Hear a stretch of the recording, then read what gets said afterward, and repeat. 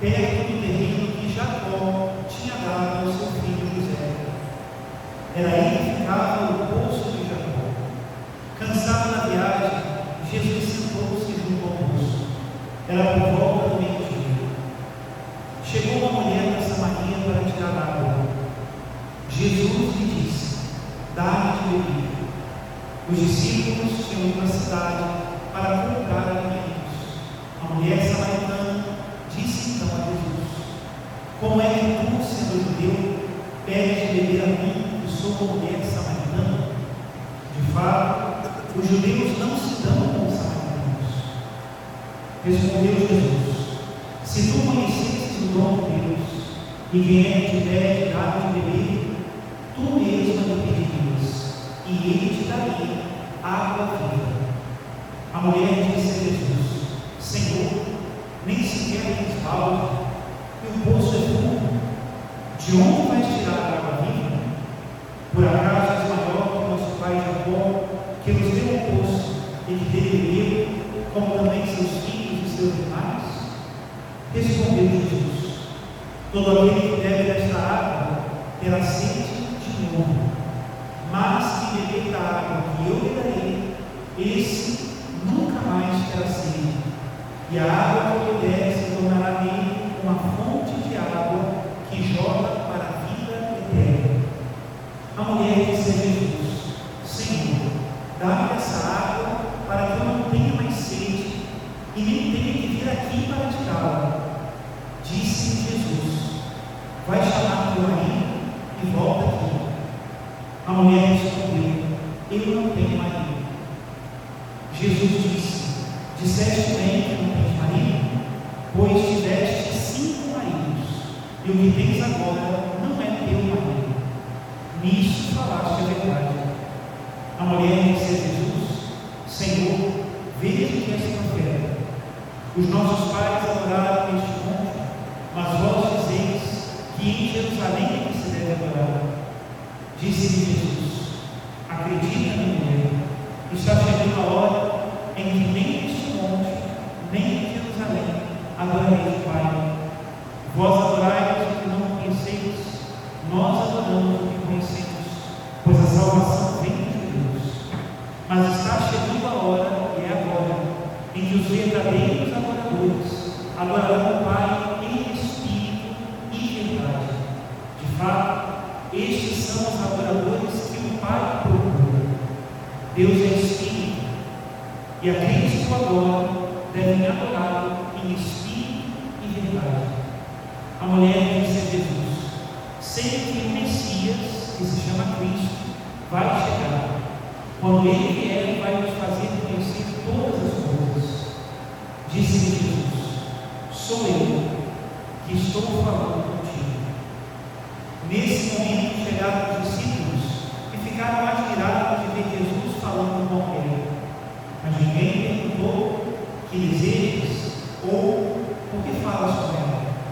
Então a mulher deixou seu cântaro e foi à cidade, dizendo ao povo: vinde ver um homem que me disse tudo o que eu fiz. Será que ele não é o Cristo? O povo saiu da cidade e foi ao encontro de Jesus. Enquanto isso, os discípulos insistiam com Jesus, dizendo: mestre, come. Jesus, porém, disse-lhes: eu tenho um alimento para comer que vós não conheceis. Os discípulos comentavam entre si: será que alguém trouxe alguma coisa para ele comer? Disse-lhe Jesus: o meu alimento é fazer a vontade daquele que me enviou e realizar a sua obra. Não dizeis vós: ainda 4 meses e aí vem a colheita? Pois eu vos digo: levantai os olhos e vede os campos, eles estão dourados para a colheita. O ceifeiro já está recebendo o salário e recolhe o fruto para a vida eterna. Assim, o que semeia se alegra junto com o que colhe, pois é verdade o provérbio que diz: um é o que semeia, outro que colhe. Eu vos enviei para colher aquilo que não trabalhastes. Outros trabalharam, e vós entrastes no trabalho deles. Muitos samaritanos daquela cidade passaram na frente de Jesus, por causa da palavra da mulher, que testemunhavam: ele disse tudo que eu fiz. Por isso, os samaritanos vieram ao encontro de Jesus e pediram que permanecesse com eles. Jesus permaneceu aí 2 dias, e muitos outros creram por causa da sua palavra, e disseram à mulher: já não cremos por causa das tuas palavras, pois nós mesmos ouvimos e sabemos que este é verdadeiramente o Salvador do mundo.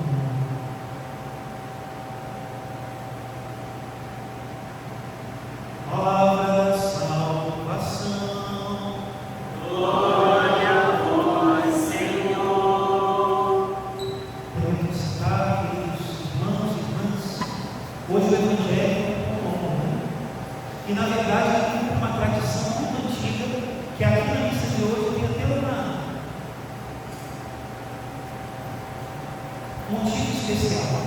A tradição antiga é que nos séculos 1, 2 e 3, este era um dos evangelhos que era usado para preparar os cristãos adultos que estavam a caminho do batismo.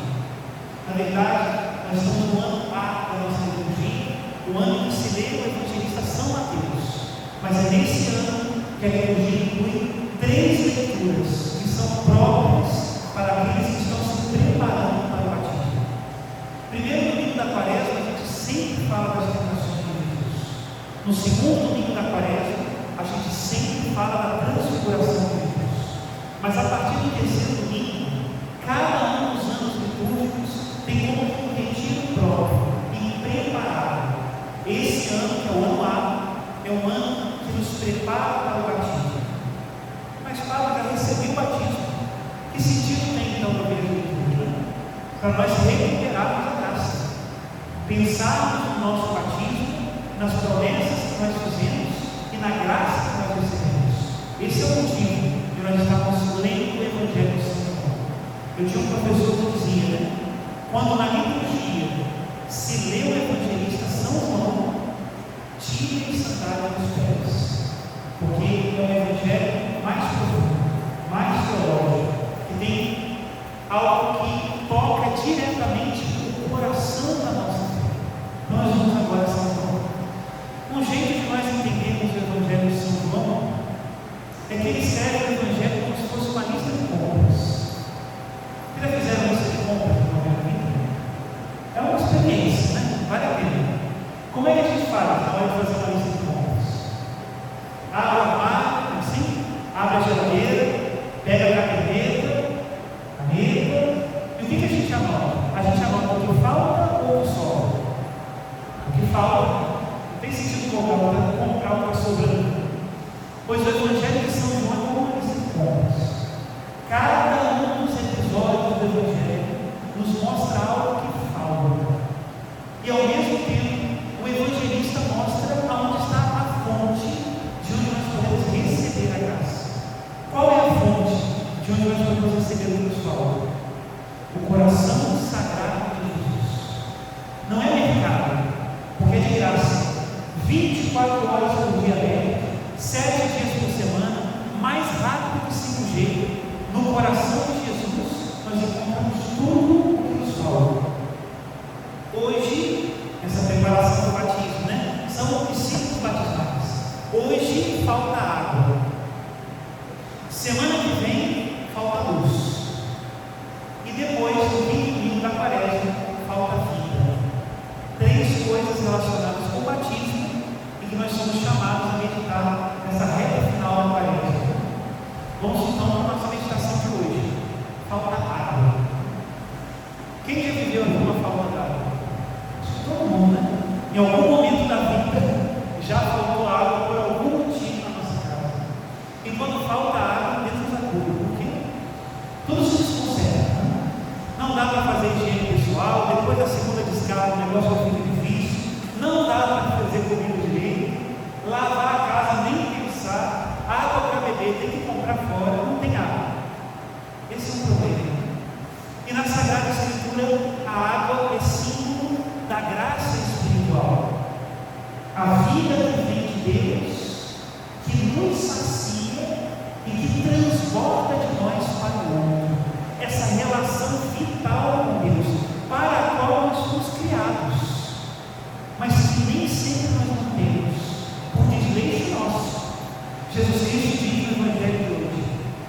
beber da água que eu lhe darei, esse nunca mais terá sede, e a água que eu lhe der se tornará nele uma fonte de água que jorra para a vida eterna. É um símbolo da graça de Deus. E o que nós percebemos, talvez, no ambiente que nós estamos vivendo hoje? Pessoas sedentas. Até aí não tem nenhuma novidade. Nós fomos criados com sede para procurarmos a água viva. Mas o problema do ambiente que às vezes nós encontramos é que nós estamos sedentos, sentados do lado da fonte e não procuramos água. E aí a sede, pouco a pouco, por causa da nossa inércia, vai se transformando em reclamação, revolta, agressão. É isso que nós vamos ver na primeira leitura de hoje. E é isso que acontece. Quantas pessoas vêm procurar o padre? Ninguém vem procurar o padre porque está satisfeito. Todo mundo vem procurar o padre porque tem sede. E aí, quando nós apresentamos um caminho de intimidade com Deus, de encontrar a fonte, as pessoas desistem. Parece que a impressão que dá é que querem encontrar uma resposta mágica, que não me inclua no problema, que não toque a minha vida, que não mude a minha rotina, mas me dê saciedade. Isso não existe. Nós não estamos aqui hoje na Quaresma, no tema da reflexão de hoje, para fazer uma espécie de corrida pela água, disputa pela água, nada disso. Nós estamos aqui hoje só para mostrar a fonte. Se nós sairmos daqui entendendo como nós saímos desse círculo vicioso que não nos leva para lugar nenhum, se nós sairmos daqui entendendo onde está a fonte, nós saímos com a mensagem da nossa família de hoje. O problema é isso. Com sede, sabemos que precisamos de Deus, mas não procuramos a Deus. Ontem eu conversava com nossos irmãos da comunidade de São José, eles estão fazendo o centro de Jericó, e alguns irmãos me diziam: padre, como as pessoas da comunidade ficam felizes quando a gente diz que tem o centro de Jericó. Todo mundo pede atenção, todo mundo manda fotografia para colocar no altar, todo mundo pede, é uma maravilha. Mas na hora de preencher a lista, ninguém vai ao centro, ou poucos vão ao centro. Essa é a fotografia do nosso tempo. Estamos com sede, mas não queremos ir à fonte. Queremos restaurar o matrimônio, mas não procuramos a Eucaristia, não procuramos a confissão, não procuramos a Deus. Eu repito, a sede que não vai à fonte se transforma em reclamação, revolta e agressão. Olhamos para Deus hoje com facilidade e dizemos: a culpa é dele. O problema é com Deus. Se eu não passei na prova, a culpa é de Deus. Se não está certo na minha casa, a culpa é de Deus. Se eu não me sinto bem, a culpa é de Deus. Tudo a culpa é de Deus. E é mais ou menos assim que acontece na primeira leitura. Olha a pergunta que o povo de Deus, que viu os sinais de Deus no Egito, faz para Deus. Não é uma pergunta que não ofende, é uma pergunta que ofende. Por que nos fizeste sair do Egito? Foi para nos fazer morrer de sede, a nós, nossos filhos e nosso gado? Uma pergunta agressiva, com violência. Porque não foram a Deus para beber água, foram a Deus para agredir. E termina a primeira leitura com outra pergunta, do mesmo nível pior: o Senhor está no meio de nós ou não? Quantas vezes nós, no nosso coração, não carregamos essa revolta contra Deus? E não tem problema. Eu acho que uma das coisas importantes da nossa caminhada cristã é nós sermos muito amigos da realidade. Nós queremos, às vezes, amatear muitas coisas. Não tem problema de olhar para o coração e falar: meu Deus, estou revoltado contigo, estou revoltado com a igreja, estou revoltado com o pai, estou revoltado com a minha família, estou revoltado com o meu trabalho. Não tem problema. Revolta não dá em árvore, revolta dá em gente. Até aí, sem problemas. Agora, em vez de reclamar, senta, pega a caderneta e faz a sua lista. Essa é a lista.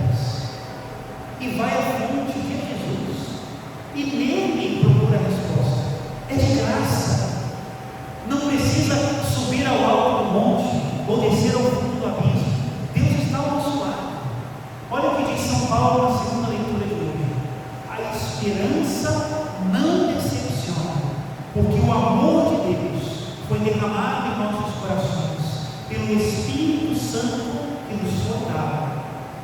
E a prova de que Deus nos ama é que Cristo morreu por nós quando ainda éramos pecadores. Quando nós não tínhamos dinheiro para comprar, Ele nos saciou de bens. Essa é a verdade da nossa fé. Tem textos, vários textos na Escritura que falam disso. Eu gosto muito do texto do Apocalipse. O Espírito e a esposa dizem: venha, e quem tem sede, venha e beba de graça da água da vida. Esse é o sinal da graça de Deus. Se é graça, é de graça. E por que nós não procuramos? Nossa reflexão então hoje, que o Evangelho, vocês viram que foi um Evangelho longo. A reflexão de nós hoje vai resumir-se em 3 pontos, senão a gente vai ficar com muito tempo. O Evangelho merece um estudo muito profundo. Mas 3 pontos para nos tirar desse círculo vicioso que não nos leva a lugar nenhum. Qual o círculo vicioso? Reclama, revolta, xinga, se afasta, encontra 1000 motivos e 1000 defeitos para não procurar a Deus, e no final das contas você não sai do lugar. Esse é o círculo vicioso. Então, para quebrar o círculo, primeiro ponto do Evangelho: se tu conhecesses o dom de Deus e quem é que te pede, dá de beber, tu mesma lhe pedirias, e Ele te daria a água da vida. Esse é o primeiro ponto. Queridos irmãos e irmãs, a revelação de Deus é maravilhosa. Se tu conhecesses o dom de Deus, nós conhecemos. Jesus nos revelou o rosto do Pai, que é bom. Jesus se revelou, o Deus que morre por nós, que nos entrega tudo, nos entrega a sua mãe santíssima, nos entrega o Espírito Santo, nos entrega sangue e água do seu coração, sinais do sacramento da igreja. Ele nos dá tudo.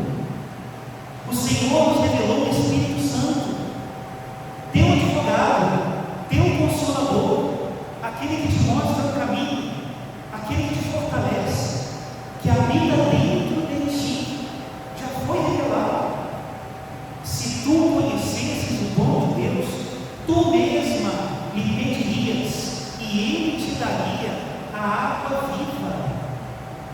No meio da falta, se falta vida, falta sentido, seja que seja, não se revolte, reze. Tu mesma lhe pediria, e Ele te daria água viva. Quanto tempo faz que você não pede a graça do Espírito Santo? E reclama que está com sede? Quanto tempo faz que você não quer, com sinceridade, como nós rezamos na oração do Espírito Santo, seguir as suas inspirações, e acha que está perdido? Deus nos deu a bússola e nós não procuramos. Primeiro ponto. Segundo ponto do Evangelho: não dizeis vós, ainda 4 meses, e aí vem a colheita, pois eu vos digo: levantai os olhos e vejam os campos, eles já estão dourados para a colheita. Hoje uma das palavras da moda é procrastinação. Quando eu era jovem, essa palavra nem existia. Se você escutasse, eu ia achar que ia ser uma coisa muito estranha. Mas hoje virou moda. E o que é a procrastinação? Deixar para depois. Daqui a 4 meses. Falta de esperança.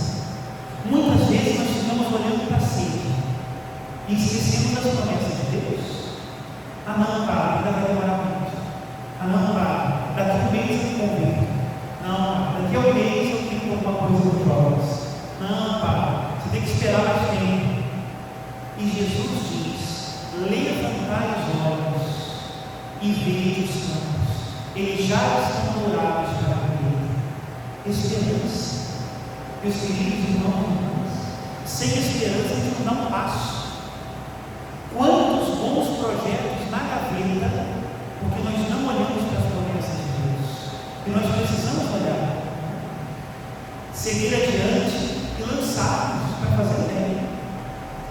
Terceiro ponto: muitos outros creram por causa da palavra da mulher samaritana e disseram ao rei: já não cremos por causa das tuas palavras, pois nós mesmos ouvimos e sabemos que este é verdadeiramente o Salvador do mundo.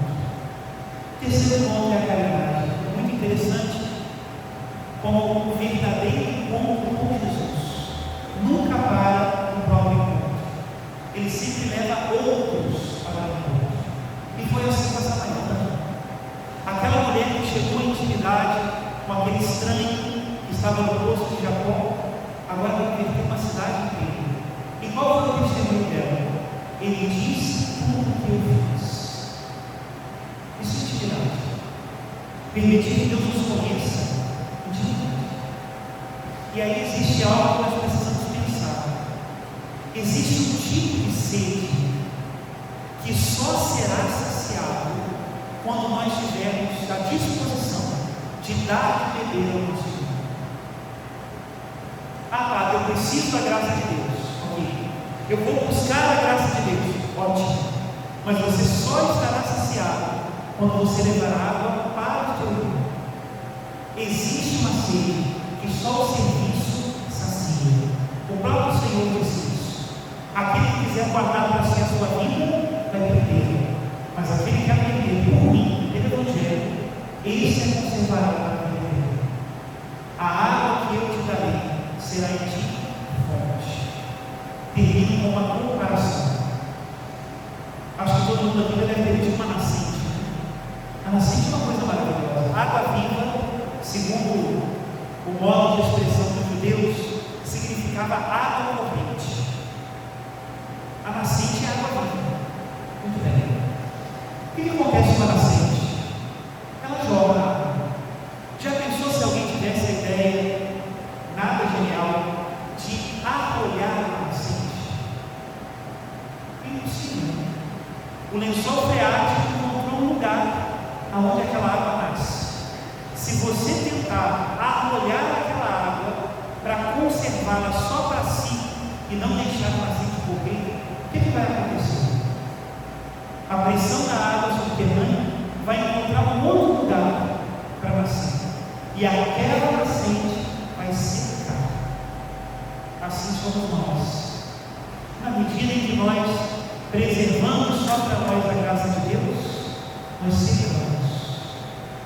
Só na generosidade a nossa sede se sacia e nós somos uma fonte de água viva para os nossos irmãos. A beleza da nascente não é que eu vou beber água e seco a nascente, não. A beleza da nascente é que eu vou me sacio e eu sei que quando eu voltar, a água continuará nascendo. Assim é a graça de Deus em nós. Louvado seja